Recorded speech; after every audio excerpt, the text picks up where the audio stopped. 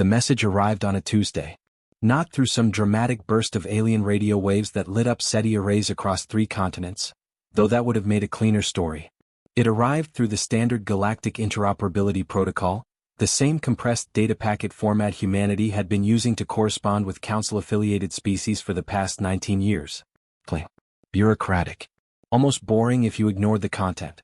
Ambassador Lena Vasquez was eating a bowl of noodles at her desk in the United Earth Diplomatic Corps headquarters in Geneva when her terminal flagged Priority Omega. She set down her chopsticks. She read the message twice. Then she forwarded it to the Secretary General, the Joint Chiefs, the UN Security Council, and the small, quiet office on the 14th floor where the real decisions got made. The message was from the Galactic Council's Executive Quorum, a body representing 41 spacefaring civilizations, 11 of which had been interstellar before Earth's ancestors had mastered fire. The tone was formal. The language was measured. But underneath the diplomatic phrasing, the meaning was unmistakable. Earth's independent military development program was in violation of Directive 7 of the Compact of Civilized Expansion. Humanity was to submit a full accounting of its defense technologies, reduce its autonomous fleet to a council-approved tonnage limit, and accept a transitional oversight commission aboard its primary orbital installations, within 90 standard cycles, roughly 4 Earth months. Failure to comply would result in quarantine enforcement. That last phrase was the one that kept Vasquez's eye. Quarantine enforcement. It was a term with a documented history. She had read the files on what happened to the Dravari Collective 40 years ago when they refused a similar directive. 17 worlds, cut off from all interstellar commerce, communication, and supply chains. Not bombed. Not invaded. Just isolated. Within a generation, the Dravari had signed everything the Council asked for, and then some. The Council had learned long ago that you didn't need to destroy a civilization to break it. You just had to cut it off from everything else. Vasquez pulled up Earth's strategic assessment files. She had helped draft some of them. The numbers were not comfortable reading. Humanity's defense fleet, officially designated the United Earth Defense Consortium or UEDC, had grown considerably in the past decade. Not because Earth was planning to invade anyone. The expansion had been driven by something far more human and far more practical. The memory of the Kepler incident 14 years ago, when a rogue actor from a non-council species had destroyed 2 of Earth's outer system mining platforms and killed over 400 people before any help arrived. The Council had expressed condolences. They had opened an inquiry. The inquiry was still open. Earth had decided, quietly and without making speeches about it, that it would not wait for the inquiry to close before building its own answer. The UEDC now consisted of 43 operational warships, 6 carrier-class platforms, a distributed network of automated defense installations across the inner and outer system, and, the part the Council had apparently noticed, a propulsion research program that was developing drives capable of crossing interstellar distances in time frames that made several Council members uncomfortable. The message didn't say that last part out loud. It didn't have to. In the hours after the message arrived, the response from Earth's leadership was not the one the Council's analysts had probably modeled. There were no emergency broadcasts. No public statements from the Secretary General warning of a threat to human sovereignty. No nationalistic fever building on social media, or at least, nothing beyond the background noise that was always there. What happened instead was a series of quiet meetings. Closed sessions. Video calls between people who had been working this problem in one form or another for years.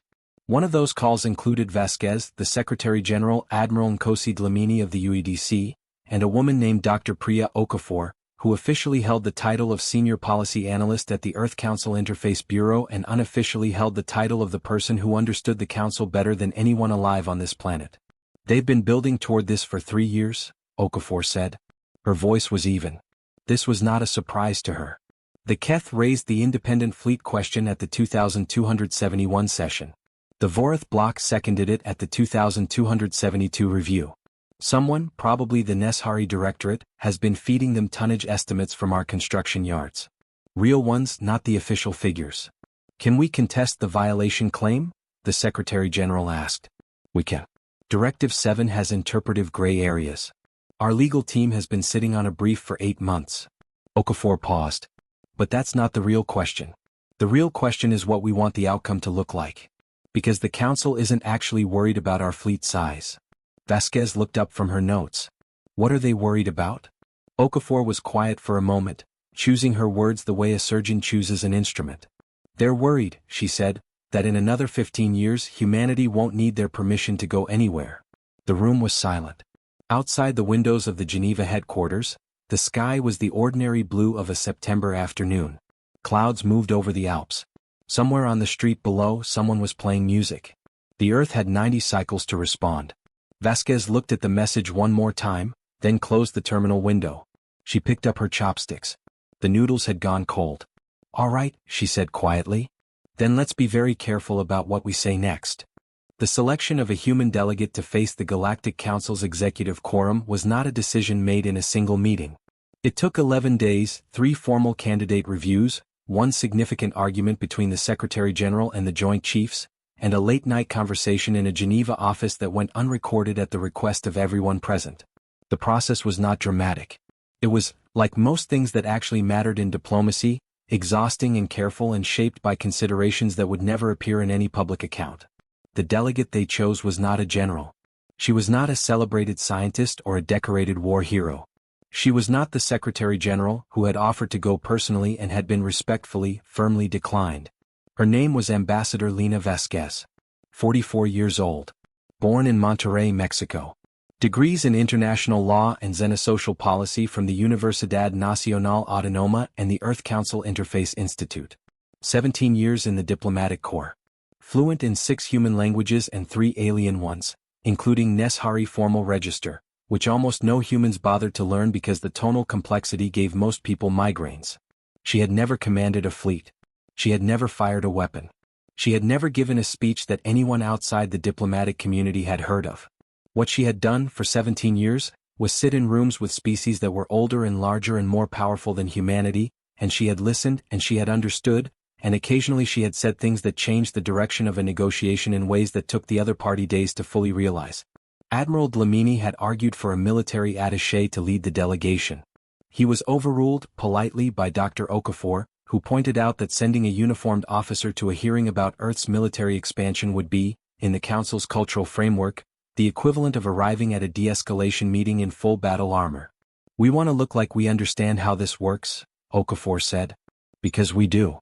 The delegation Vasquez assembled was small by Council standards. 11 people total. 3 legal analysts from the Interface Bureau's Treaty Division. 2 Xena diplomats with Council floor experience. 1 technical advisor from the UEDC's Policy Office, a civilian, importantly, and 1 person whose role was listed in the official manifest as cultural liaison, and whose actual function was to read the room in ways that didn't translate well into any report format. That last person was a man named Tomás Irino, 61 years old, who had spent 20 years living and working among 3 different council member species before returning to Earth a decade ago. He had no official rank. He had no clearance above standard diplomatic access. What he had was the ability to tell, within 30 seconds of entering a council chamber, which faction was driving the agenda and what they were actually afraid of. Vasquez trusted him more than anyone else on the team. They traveled aboard the Geneva Accord, one of Earth's diplomatic courier vessels, small, fast, and deliberately unarmed. The Council's summons had specified a neutral waypoint in the Thresh system, 2 weeks' travel from Earth at standard diplomatic drive. The full Council seat was at Centralis, 22 light-years further. The choice of the Thresh waypoint was itself a message. This was not, the Council was saying, an invitation. This was a hearing. During the transit, Vasquez read. She read the full text of Directive 7, all 14 annexes included. She read the precedent cases, the Dravari, the Sulhuri communes, the Meridian Collective, and 4 other civilizations that had faced similar proceedings and come out the other side in various states of compromise and diminishment. She read the Council's own internal assessments of Earth, the ones that had been released under the Compact's transparency protocols, and she read between the lines of the ones that hadn't. On the 9th day of transit, Irino knocked on the door of her cabin and sat down across from her without being asked. "You've been reading the Meridian case," he said. It wasn't a question. They complied completely, Vasquez said. Submitted every technical specification the Council requested. Reduced their fleet below the approved limit. Accepted the Oversight Commission.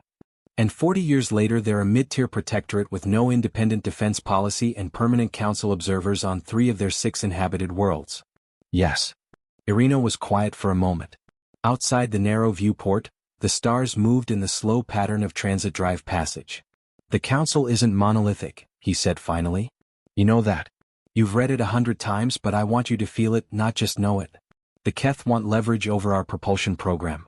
The Neshari want to slow our expansion timeline. The Vorath block is genuinely, sincerely scared of what we might become in 2 generations. And there are at least 6 council members who don't want this proceeding at all, because they remember what it felt like to be where we're sitting. Vasquez looked at him. Which 6? Irino smiled slightly. That's the question, isn't it? She returned to her documents. But she filed the question away carefully, in the part of her mind where the real strategy lived. When the Geneva Accord dropped out of Transit Drive and the Thresh Waypoint Station resolved on the forward screens, a structure the size of a small moon, built by the founding 17 before humanity had reached its own natural satellite, Vasquez set down her reading. She straightened her jacket. She reviewed her notes one final time. She did not review her prepared opening statement, because she had decided 3 days ago that she wasn't going to use it. The Council expected humanity to defend itself. She had something else in mind. The Council's hearing chamber in the Thresh Waypoint Station was designed, as most Council spaces were, to communicate scale. The ceiling was 40 meters above the floor. The delegation seating was arranged in a precise arc, 11 tiers rising from the central floor in a geometry that placed the presiding quorum at a height and distance calculated, literally calculated. The architecture was documented, to produce a mild but measurable sense of diminishment in any species standing at the floor-level podium. The lighting was adjusted to the median visual comfort range of the 41-member species, which meant it was slightly too warm for human eyes and slightly too dim for human comfort. None of this was accidental. Vasquez noted it all and said nothing.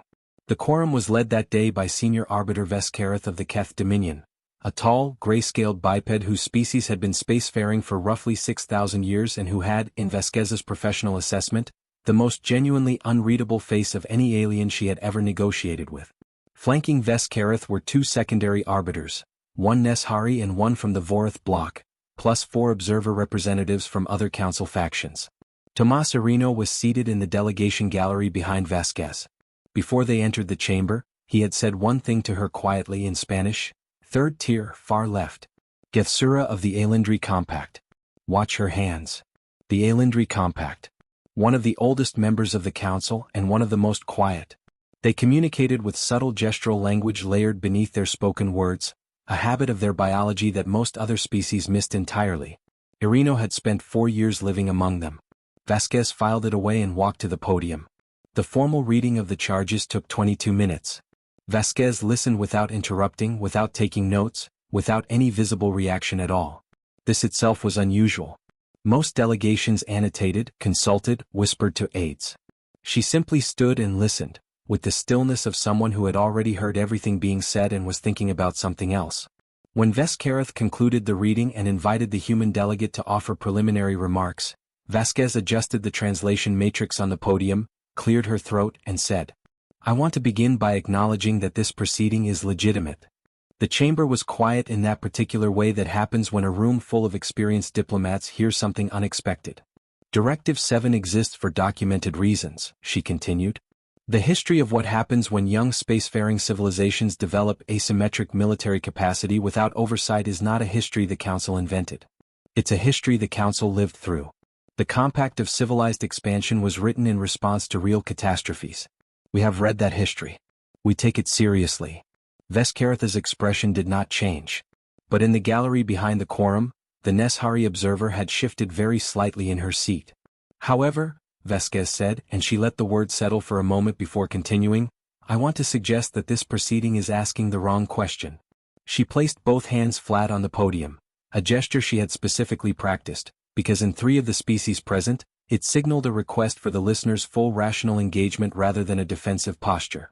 The question this chamber is treating as central is whether Earth's military development is in compliance with Directive 7. I am prepared to address that question in full technical detail, and our legal team has prepared a comprehensive brief which I will submit to the record. But I want to first ask the quorum to consider a prior question, one that I believe explains every decision Earth has made in the past 14 years, and one that I think several members of this council already understand. She looked up, past the quorum, to the 3rd tier on the far left. The question is this. In the 14 years since the Kepler incident, during which 431 human citizens were killed by a rogue actor in our own solar system, how many council enforcement actions were completed? The chamber was very quiet. I will answer it. 0. Not because the council lacked the authority to act. Not because the case was unclear. The investigation was concluded within 2 years. The responsible party was identified. And the council's executive mechanism found repeatedly that enforcement action fell outside the consensus threshold required by the compact's own protocols. She let that sit. We did not build our fleet out of aggression. We did not accelerate our propulsion research out of ambition.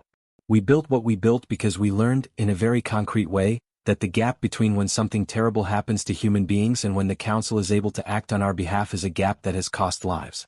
We made a decision to narrow that gap ourselves. Irino had been right about Gethsura of the Aelindri Compact. Her hands, four-fingered, iridescent at the knuckles, had been moving in small, careful patterns since Vasquez began speaking. He couldn't hear the gestural subtext from his position in the gallery, but he watched the posture of the 3 Aelindri observers behind her. Their shoulders had changed. They were listening differently now. Vasquez spoke. The Kepler incident has been addressed through standard compensatory protocols. The delegate's characterization of the council's response. I have read the compensatory protocols, Vasquez said, politely but without yielding. They were generous. They did not bring back 431 people. Another silence. Longer this time.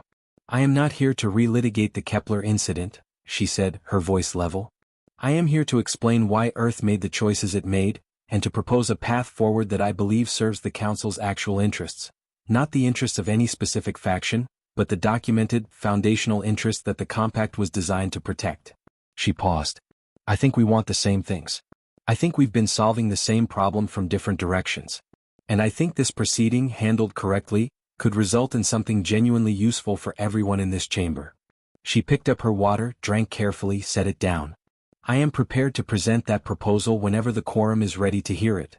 In the gallery, Tomas Irino exhaled slowly, and allowed himself a small, private nod. The recess that followed Vasquez's opening statement lasted 4 hours. This was itself unusual. Preliminary hearings of this type typically ran without interruption until the formal response period. A 4-hour recess on the first day of proceedings meant that someone on the quorum had needed to make calls.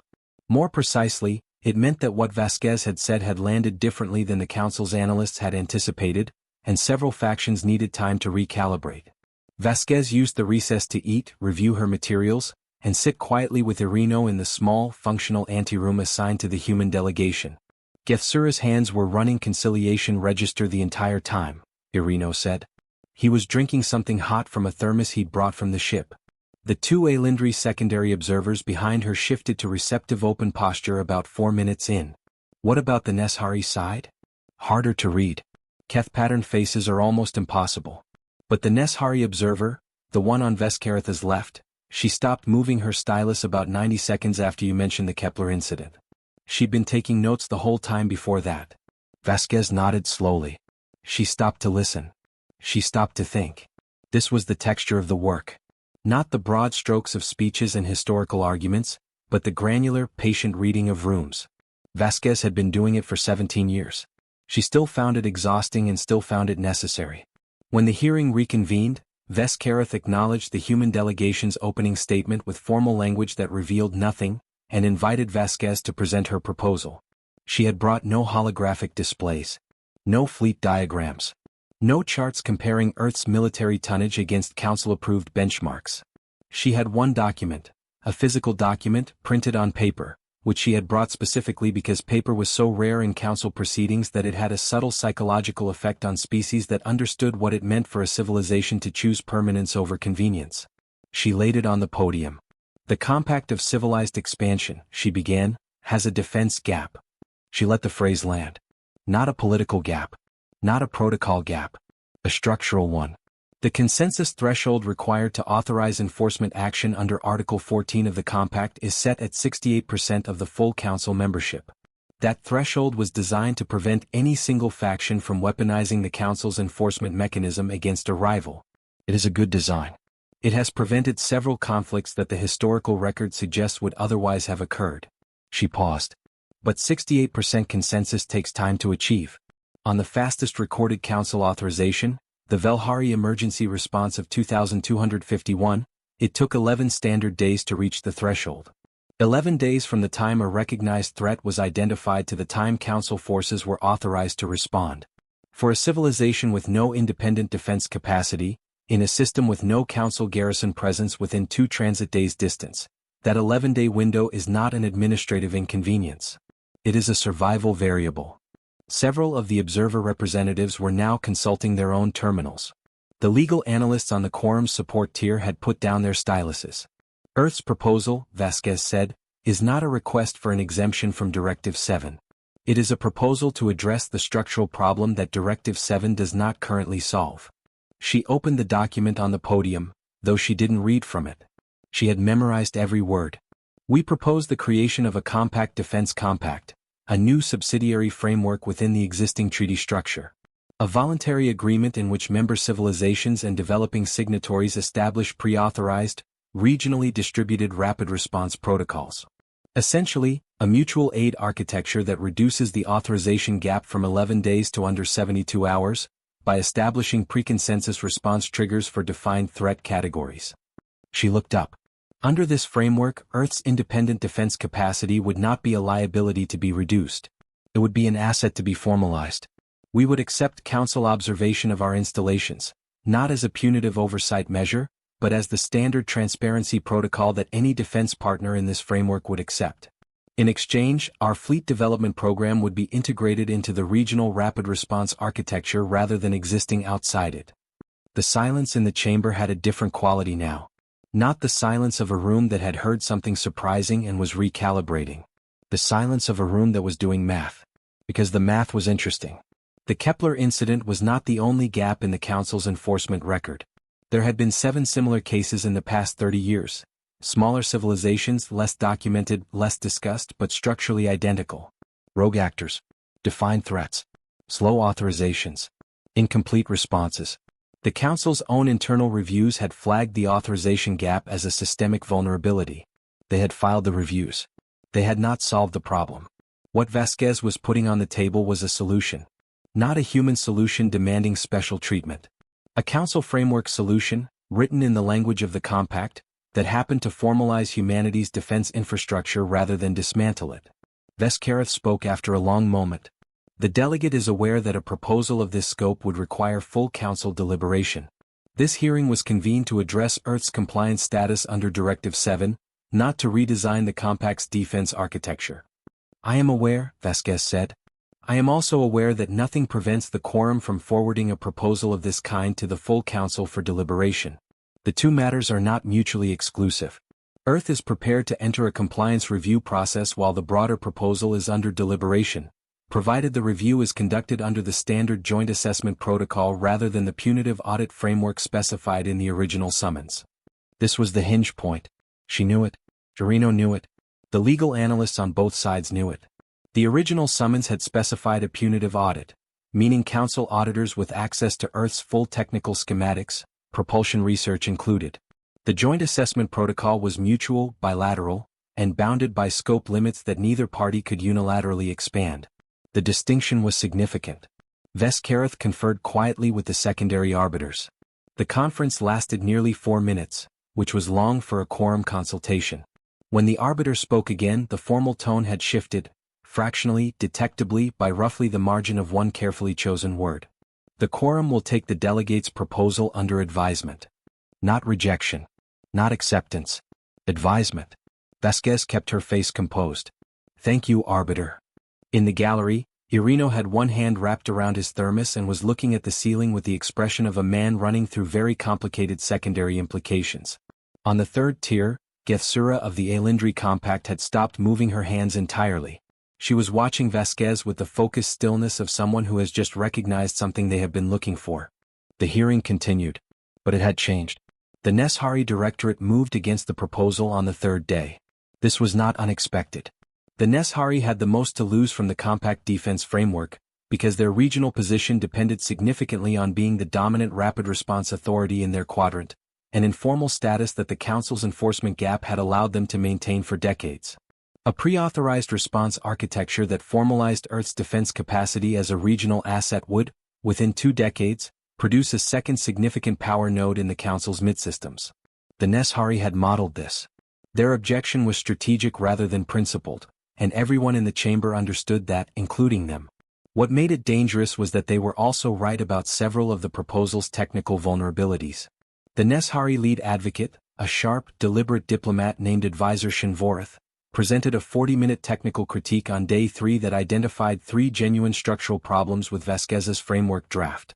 The pre-authorization triggers were too broadly defined. In principle, a signatory could invoke rapid response protocols for a threat category that the Council had not specifically reviewed. The transparency protocol for integrated fleet operations had an ambiguity about command authority during joint responses. And the proposal said nothing about exit conditions. What happened when a signatory decided to leave the compact defense framework? These were real problems. Vasquez's legal team had flagged 2 of the 3 during the drafting process and had not fully resolved them. She did not try to defend against Shinvorth's critique. She listened to it completely, thanked the advisor for the specificity, and requested a 48-hour adjournment to review the technical feedback. Vasquez granted it. In the anteroom afterward, one of Vasquez's legal analysts, a young woman named Dr. Keiko Tanaka, who had written her doctoral thesis on Council Treaty Amendment precedents, was already building revision language on her terminal. The trigger definition problem is solvable, Tanaka said. We narrow the categories to the 6 threat classifications already defined under Article 9 of the Compact. That removes the ambiguity without restricting the framework's operational scope. Command authority? Harder. The Council's existing joint operation protocols all use rotational authority models, but those were designed for enforcement actions, not defense partnerships. We'd need to draft something new. She paused. I have a structure in mind. It's based on the Solhari Mutual Aid Framework from 2244. They solved a similar problem for their 3-planet cooperative. The Solhari framework was never formally ratified. It was implemented. There's a difference. The Council accepted it de facto because it worked. We can cite the implementation precedent even without the ratification. This was the kind of conversation that didn't appear in historical accounts. No speeches. No dramatic moments. Just 2 people in an institutional anteroom working through the structural engineering of a treaty clause, fueled by strong coffee and the particular focused exhaustion of people who understand that the details matter more than anything else. The third problem, the exit conditions, was the one that kept Vasquez awake that night. She understood why it was dangerous.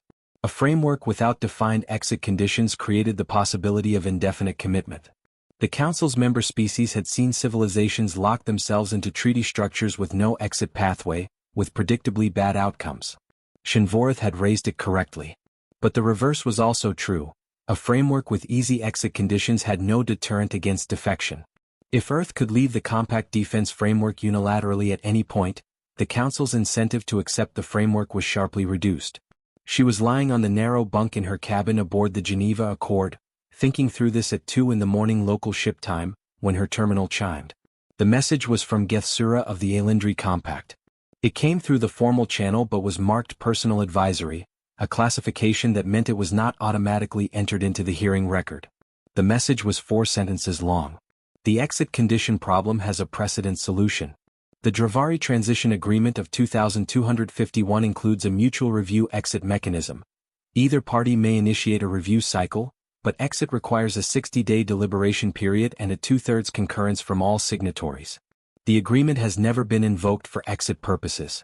This may be relevant to your current drafting challenge. Vasquez read it 3 times. The Dravari, the same civilization that had been quarantine enforced 40 years ago. After they complied, they had negotiated a transition agreement that included, buried in its exit provisions, exactly the kind of mutual review mechanism that solved Vasquez's problem. A bilateral exit pathway that required enough deliberation to be credible as a commitment device, but limited enough that it didn't constitute a permanent lock-in. She had not known about it. It was not in the public treaty record. The Dravari Transition Agreement was in the Council's restricted archive, accessible only to member state legal teams. Gethsura had just handed her the key to the third problem. Vasquez lay in her bunk for a long moment looking at the ceiling. Then she got up, made coffee and sent for Tanaka. On day 5 of the hearing, the revised framework proposal was submitted. It addressed all 3 of Shinvorth's critiques. The trigger definition narrowed to Article 9 categories, the command authority structure drawn from the Solhari implementation precedent, and the exit conditions modeled on the Dravari transition mechanism, fully cited and documented. Shinvoritha's response was 4 hours of silence in a well-tailored diplomatic form. She requested time to review the revisions. She did not raise new objections that day. The Keth, who had been quiet since day 1, entered the debate on day 6. Their concerns were different from the Nesharis. They were not worried about regional power balance. They were worried about technology transfer. Specifically, they wanted to know whether the integration of Earth's fleet into the regional rapid response architecture would create formal or informal channels through which Earth's propulsion research might propagate to other developing civilizations outside the Council's technology licensing framework. This was a legitimate concern, and Vasquez said so. "We propose a separate technology protocol," she said, "a subsidiary addendum to the framework that establishes explicit boundaries around research sharing. Earth's propulsion program remains under Earth's sovereign development authority. Operational data from joint responses is shared under a defined classification structure. No research transfer outside the authorized channel." She paused. "In exchange, we would request observer status on the Council's existing Technology Licensing Review Board. Not voting status. Observer status. Transparency works in both directions." The Keth observer made a note. Vasquez watched his stylus move across his pad and couldn't read whether it was a positive or negative note. Irino in the gallery could. He leaned slightly forward. That night, he told Vasquez, the Keth observer was writing in summary positive format. That's their internal shorthand for, worth considering seriously. Vasquez nodded. She was already thinking about day 7. The formal deliberation period lasted 9 days. This was faster than the standard timeline for a proposal of the Compact Defense Framework's complexity, which typically required a minimum of 30 days of council deliberation before a preliminary vote. The acceleration was not accidental. Gethsura of the Aelindri Compact had formally requested expedited deliberation on the grounds that the proposal addressed a documented systemic vulnerability that constituted a standing risk to all member civilizations. Language drawn almost verbatim from one of the Council's own flagged internal reviews. The Quorum could not technically refuse the request without implicitly acknowledging that they had been sitting on a known problem. They granted expedited deliberation within 6 hours of the request. Vasquez watched this happen from the gallery with the careful satisfaction of someone watching a chess move land correctly. The Council deliberation was not something she could attend. It happened in closed session among the 41-member delegations, and Earth was not a Council member. She and her team returned to the Geneva Accord, maintained secure communication with Geneva headquarters, and waited. The waiting was, by a significant margin, the hardest part. Admiral Dlamini communicated daily from Earth. The UEDC had not changed its operational posture. No fleet movements, no public statements, no changes to the construction yard schedules that would telegraph either confidence or anxiety. This had been agreed upon before Vasquez left Earth. Whatever happened at Thresh, Earth's behavior during the process would model exactly the kind of measured, institutionally predictable conduct that the proposal described. The fleet's restraint was itself a form of argument. On the 4th day of deliberation, a leak reached the human diplomatic corps through a secondary channel, not an official breach, but the kind of information movement that happened in any political body large enough to have its own internal factions. The Vorith bloc was opposing the framework. Not on technical grounds but on philosophical ones. The Vorith had deep concerns about setting a precedent that formalized the independent military capacity of a developing civilization, because they believed the long-term consequence was an erosion of the Council's institutional authority to regulate arms development across all spacefaring cultures. It was, Vasquez admitted in her private log, a coherent concern. Not wrong exactly. Just operating on a longer timeline than the current emergency justified.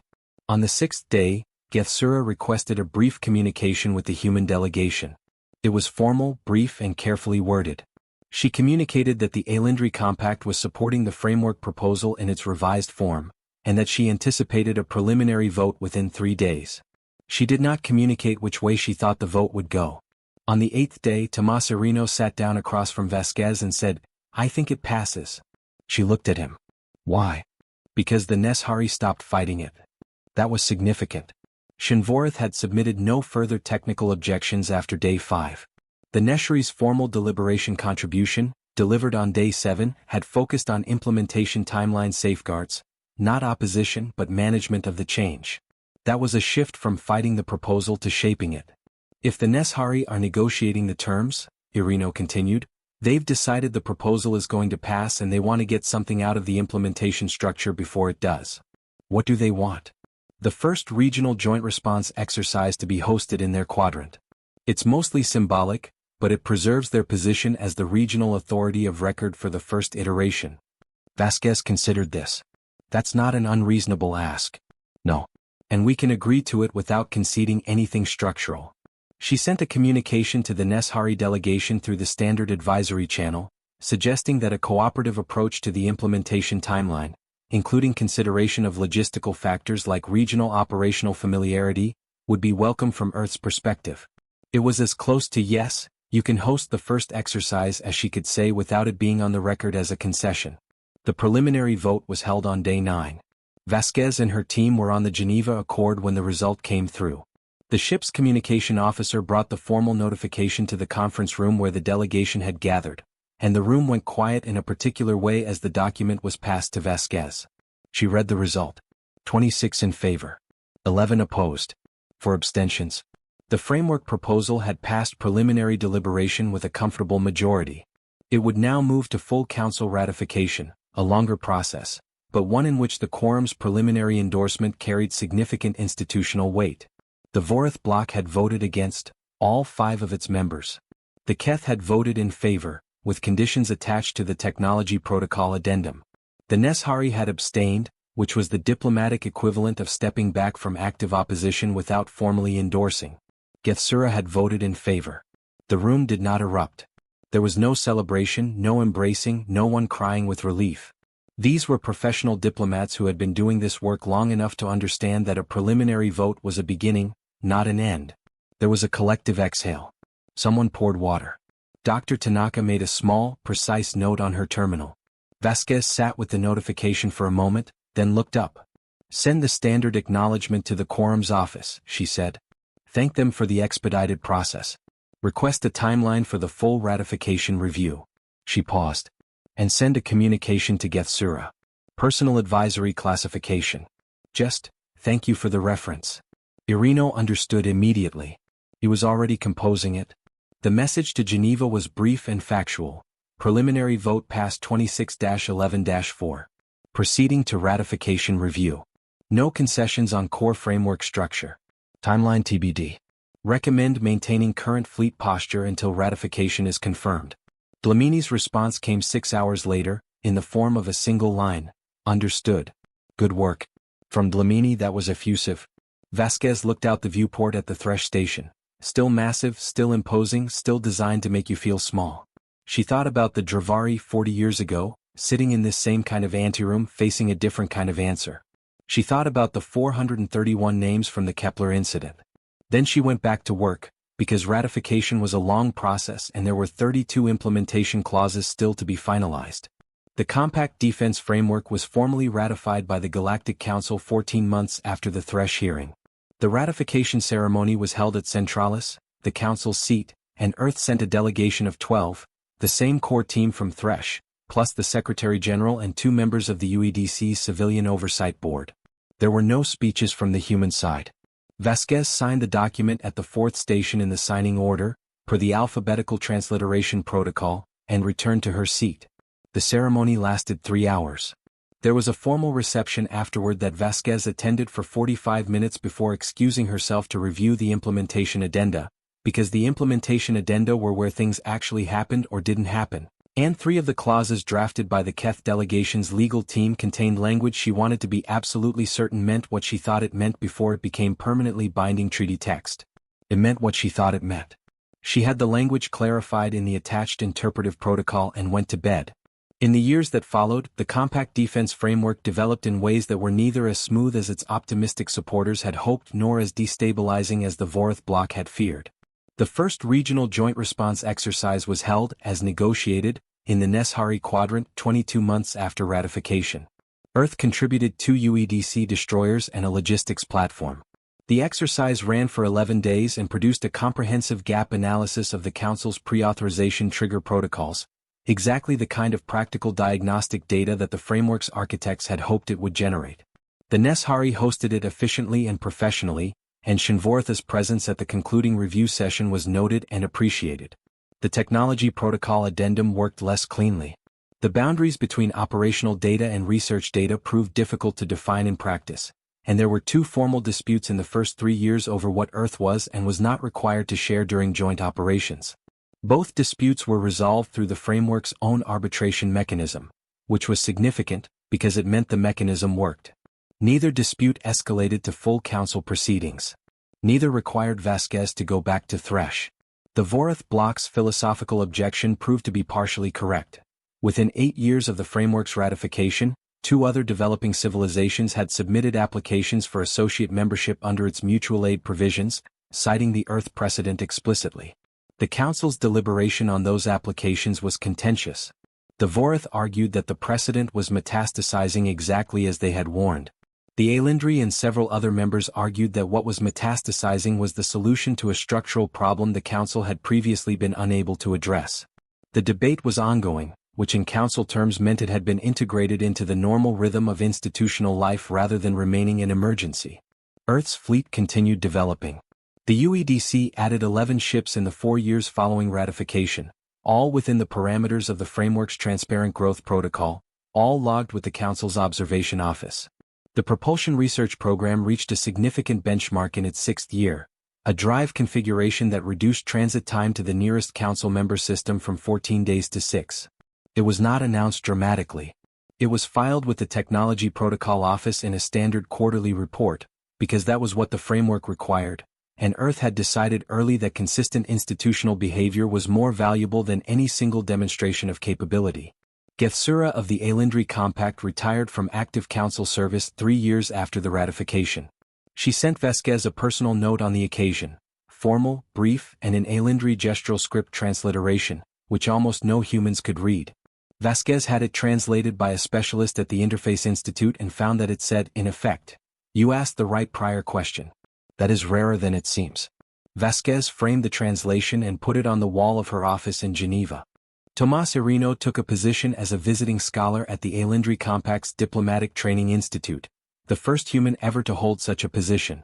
He sent back long, detailed reports that Vasquez read with genuine interest. "You seemed happy."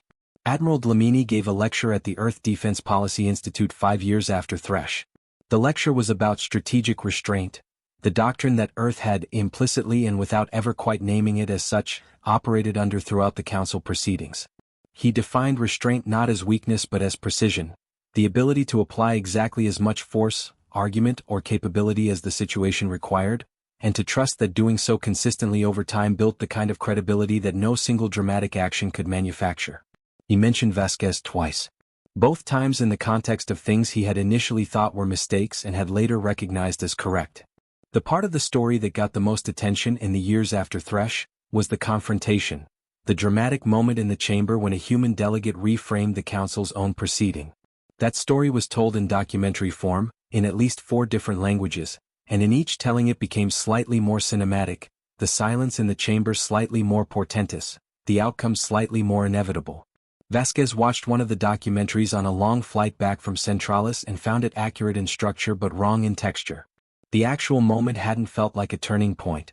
It had felt like the specific application of a specific argument that she and Okafor and Irino had built over months, and it had worked because the conditions were right and the groundwork had been laid, and if one thing had been different, if Gethsura hadn't sent that message, if Tanaka hadn't known the Sulhuri precedent, if the Neshari had decided opposition was more valuable than shaping, it might not have worked at all.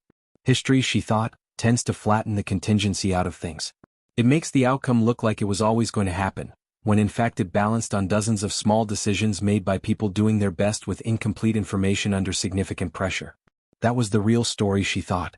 Not that humanity had some special quality that the aliens hadn't accounted for, though the Council's models had clearly underweight human institutional adaptability. Not that Earth was destined to hold its own against galactic powers, though it had, this time in this context, by those specific means. The real story was that 431 people had been killed in the Kepler incident, and Earth had decided that the correct response was not grief alone, not anger alone, not defiance alone, but the slow, unglamorous, necessary work of building something that reduced the chance of it happening again. And that the way to protect that work, when the Council came with its ultimatum and its architectural design for diminishment, was not to threaten, not to posture, not to rely on the fact of military capability to speak for itself, but to send someone who understood that power in rooms like that one was not measured in ships. It was measured in whether you'd done the reading. Vasquez had done the reading.